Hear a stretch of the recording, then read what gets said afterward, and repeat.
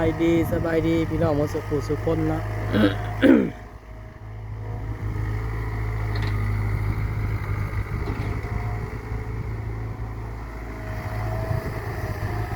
มันนี่เอารถม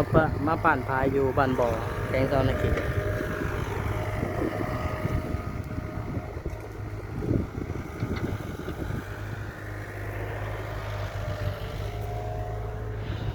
แดดก็ฮ้อนพี่น้องเอ้ย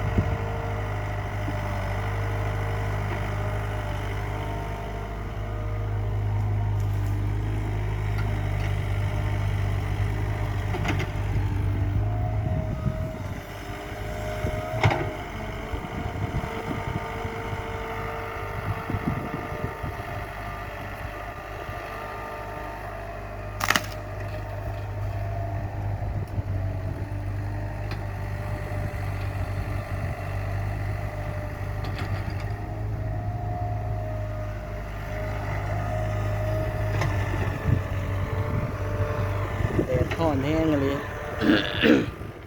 อยู่ก็จะบ่เป็นสุขฮ้อนก็ฮ้อนแดดก็แดด